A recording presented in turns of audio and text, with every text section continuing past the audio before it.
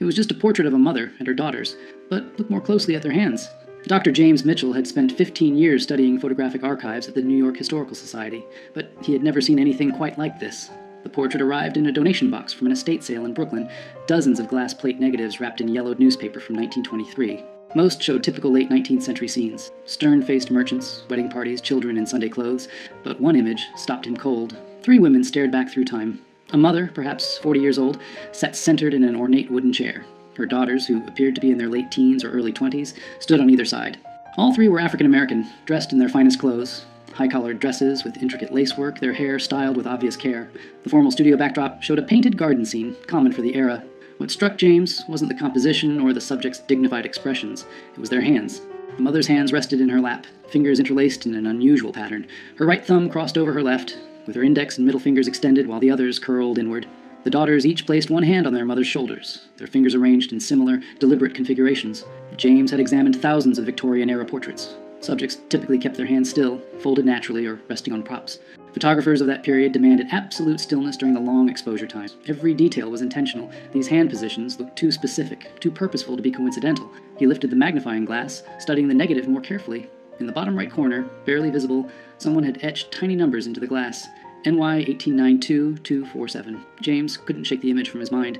That evening, he returned to his apartment in the Upper West Side and spread his research materials across the dining table. He had photographed the glass negative with a high-resolution camera, and now the portrait filled his laptop screen in startling clarity. The detail was remarkable for 1892. He could see the texture of the fabric, the small brooch pinned to the mother's collar, even the subtle differences in the daughter's features. But it was the hands that held his attention. He zoomed in until each finger filled the frame. The positioning was unmistakable now. This wasn't random. The mother's right thumb crossed deliberately over her left, a gesture that required conscious effort to maintain during the exposure. Her extended fingers created a specific shape. The daughter's hands on her shoulders mirrored variations of the same theme, fingers bent at precise angles, thumbs positioned with clear intention. James had studied Civil War photography, Reconstruction-era documentation, and early 20th century social reform movements. He knew that activists and underground networks often used visual signals, specific poses, objects placed in photographs. Even the way people stood could convey hidden messages to those who knew how to read them. He opened his database of abolitionist and post-emancipation activist networks. The Underground Railroad had used quilts, songs, and symbols. But this was 1892. Almost 30 years after the Emancipation Proclamation, 15 years after Reconstruction ended. What networks still needed secret codes? His phone buzzed. His colleague, Dr. Sarah Chen, a specialist in African American history, responded to his earlier text. "Free tomorrow morning? What did you find?" James typed back. "Something that might rewrite what we know about post-Reconstruction activism in New York. Bring your sources on property rights and documentation struggles." Sarah arrived at the Historical Society at 9 sharp, carrying a worn leather satchel filled with research materials. James had the portrait projected on the wall of the research room, larger than life. The 3 women gazed down at them with quiet dignity. "Look at their hands," James said, pointing with a laser pointer. Every finger positioned deliberately. Sarah approached the projection, her eyes narrowing. She set down her bag and pulled out a thick folder. After Reconstruction collapsed in 1877, African American families in the North faced a different kind of battle. Not slavery, but systematic exclusion. Property rights, inheritance, even proof of identity became weapons used against them. She spread documents across the table. Legal papers, city records, newspaper clippings from the 1880s and 1890s. New York wasn't the progressive haven people imagine. Black families struggled to maintain property ownership, establish businesses, prove legal marriages. Many had fled the South with nothing but their word. No birth certificates, no marriage licenses, no documentation. James picked up a yellowed newspaper from 1891. The headline read, "Property Dispute in Harlem? Family Claims Ownership Without Documentation." "Exactly," Sarah continued. "I've been researching mutual aid societies from this period. African American communities created networks to help each other navigate these systems. They pooled resources to hire lawyers, shared information about sympathetic officials, created their own verification systems when the official ones excluded them." "Secret networks," James said quietly. "Not secret in the sense of hidden," Sarah corrected. "Secret in the sense of parallel, operating alongside official systems, using methods that white authorities either didn't notice or didn't understand." James turned back to the portrait. "What if this isn't just a family photograph? What if it's documentation?" The etched numbers in the corner, NY 1892-247, proved to be the breakthrough. After 2 days of searching through city directories and business records, James found a reference. Studio 247 belonged to a photographer named Thomas Wright, who operated from a building on 8th Avenue between 1888 and 1896. The address still existed, though the building had been converted into apartments decades ago. James stood on the sidewalk, looking up at the brick facade, imagining it as it had been. Wright's studio would have been on the second floor, with large north-facing windows to capture the soft, even light preferred for portraits. Research into Wright himself revealed something unexpected. Thomas Wright was white, born in Massachusetts in 1851, trained as a photographer in Boston. He moved to New York in 1887 and established his studio in a neighborhood that was becoming increasingly diverse. Irish immigrants, Italian families, and a growing African-American community migrating from the South. But Wright's clientele was unusual for the era. While most white photographers either refused to photograph black clients or charged them significantly more, Wright's advertisements appeared in African-American newspapers. His studio welcomed all customers at equal rates. Sarah found an interview Wright gave to a small, progressive newspaper in 1894. He spoke about photography as a tool for dignity and documentation, arguing that every person deserved a quality portrait regardless of their background. Between the lines, James sensed something more, a quiet activism, a deliberate choice to serve a community that others excluded. He was an ally, Sarah said, reading over James's shoulder. And if these hand positions are codes, he would have been the one who helped create them, documented them, distributed them. James contacted Dr. Marcus Thompson, a cryptography historian at Columbia University, who specialized in visual communication systems. Marcus arrived at the Historical Society that afternoon, his curiosity piqued by James's cryptic phone call. Victorian-era codes often seem impossibly complex to us now, Marcus explained, examining the portrait, but they were usually quite practical for their users. The key is understanding the context, who needed to communicate, what information they needed to convey, and who they needed to hide it from. He photographed the hand positions from multiple angles, then opened his laptop and began creating digital tracings. Let's start with the assumption that each hand position represents something specific. Not letters, too complex for a photograph. More likely, categories, confirmations, statuses. Sarah pulled out her research on documentation struggles. What if it's about identity verification? These networks needed ways to confirm who people were, that they were legitimate members of the community, that they could be trusted with sensitive information. Marcus nodded slowly. Right. So the mother's hand position might indicate her role. Family head, network member, someone vouching for others. The daughter's positions could indicate their status, documented, undocumented, seeking assistance. They worked through the afternoon, comparing the portrait to other photographs James had found in the estate sale box. 3 more portraits showed similar hand positioning, always subtle, always deliberate. In one, a couple's intertwined fingers created a pattern. In another, a man's hand rested on a Bible with specific fingers extended. It's not just one code, Marcus said finally. It's a system. Multiple signals that could be combined to convey different meanings. Someone trained these families how to pose. Someone photographed them deliberately. And someone else, other network members, knew how to read these images. Sarah made the connection that broke everything open. While researching property rights cases in New York courts from the 1890s, she found a pattern. Dozens of African-American families successfully defended their property claims, obtained identity documents, or proved legal marriages, often with the same lawyer representing them. His name appeared again and again. Robert Hayes. Hayes had an office on West 34th Street. Court records showed he won an unusual number of cases for black clients during an era when such victories were rare. More significantly, he often submitted photographic evidence, portraits of families, documentation of their respectability, proof of their presence in the community. He was using Wright's photographs in court, James realized, not just as evidence of identity, but as verification of community standing. These families were photographed, their images were cataloged, and when they needed documentation, Hayes could present these portraits to judges. But there was more. In Hayes's archived case files at the New York Public Library, Sarah found letters. Correspondence between Hayes and other activists, teachers, ministers, business owners, discussing verification protocols and community documentation systems. One letter, dated March 1893, was particularly revealing. Hayes wrote to a minister in Brooklyn, "We have expanded our photographic documentation to include 73 families. Mr. Wright continues to provide his services at minimal cost. The hand positioning system allows us to encode essential information that can be verified later. Each portrait serves as both dignified representation and practical identification." James sat back, stunned. They built an entire parallel documentation system. When official channels failed these families, they created their own. And they hid it in plain sight, Sarah added. These portraits looked like ordinary family photographs. No one examining them casually would see anything unusual. But to network members who knew the code, each portrait contained vital information. With the network structure emerging, James became obsessed with identifying the 3 women in the original portrait.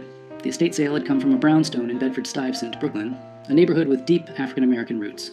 The Historical Society's donor records provided the seller's name, Patricia Johnson, who had inherited the property from her grandmother. James called Patricia that evening. She was 72 years old, sharp-voiced, and initially skeptical of his interest in old family photographs, but when he described the portrait in detail, her tone changed. "My great-grandmother," she said quietly. "That's Eleanor. Eleanor Morrison. The daughters would be my grandmother, Ruth, and her sister Grace. Can you tell me about them?" James asked. Patricia was silent for a moment. "Eleanor was born enslaved in Virginia. Came north after the war with Ruth, who was just a baby. Grace was born here in New York. Eleanor worked as a seamstress. She was known for her skill with lace and fine embroidery, supported the family that way. Did she ever mention being part of any organizations? Community groups?" "She was involved in her church," Patricia said, "and she helped people. That's what my grandmother always said. Eleanor helped families with paperwork, finding housing, connecting with lawyers. She seemed to know everyone, how to navigate every system.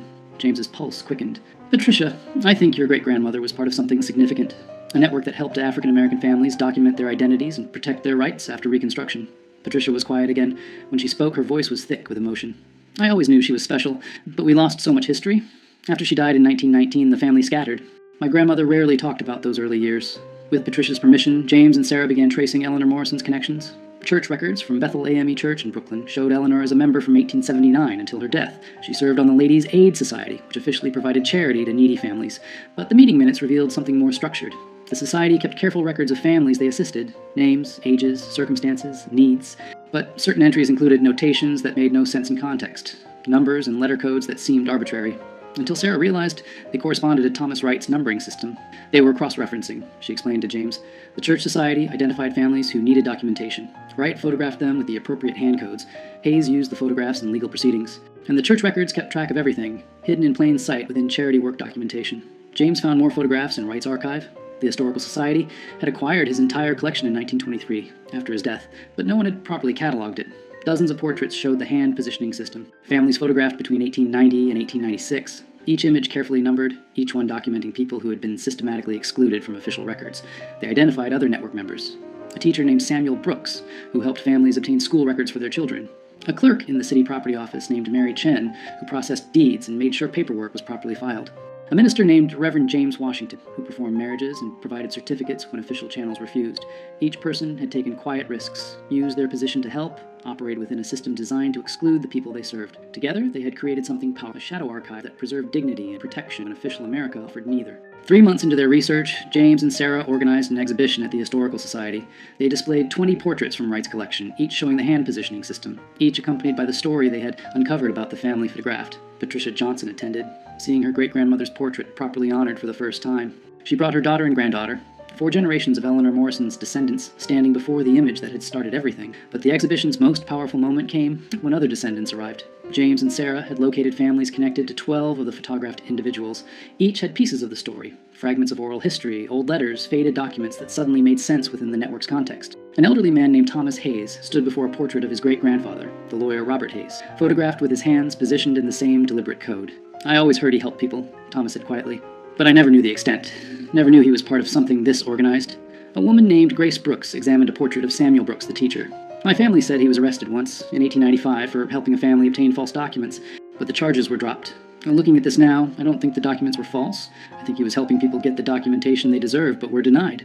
The New York Times covered the exhibition. The article ran with the headline, "Hidden in Plain Sight, How Post-Reconstruction Activists Built a Secret Documentation Network." Within days, historians from across the country contacted James, sharing similar findings from their regions. Parallel networks in Philadelphia, Boston, Chicago, all operating during the same period, all using subtle codes and photographs to document and protect African-American families navigating hostile systems. 6 months after discovering the portrait, James stood in the Historical Society's conservation lab, carefully handling the glass plate negative. They had digitally restored dozens of Wright's photographs, each image now preserved and accessible to descendants and researchers. The mother and daughter's portrait had become iconic, reproduced in textbooks, featured in documentaries, displayed in museums. But for James, its power remained personal. He thought of Eleanor Morrison, born enslaved, who had built a life of dignity and purpose in New York, who had helped countless families navigate a system designed to exclude them, who had posed for this photograph with her daughters, their hands carefully positioned in a code that would preserve their place in history. Patricia Johnson had donated Eleanor's personal papers to the Historical Society, letters, a diary, business records from her seamstress work. In the diary, Eleanor wrote about the photograph. "Had our portrait made today. Mr. Wright is a kind man, understands what we are building.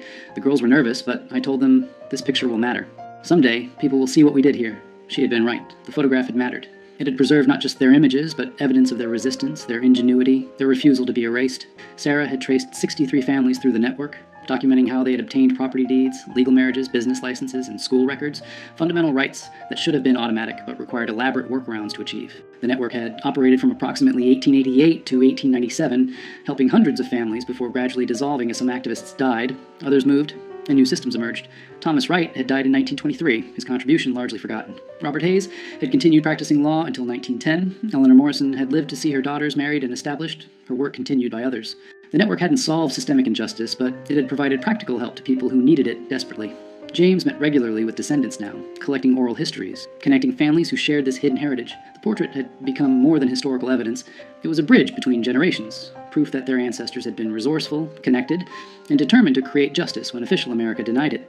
He thought of Eleanor's hands, positioned deliberately in that Brooklyn studio in 1892, her fingers creating a code that would outlive her, that would carry her story across more than a century. In the end, the simplest gestures could hold the most profound truths. Sometimes, you just needed to look closely enough to see them.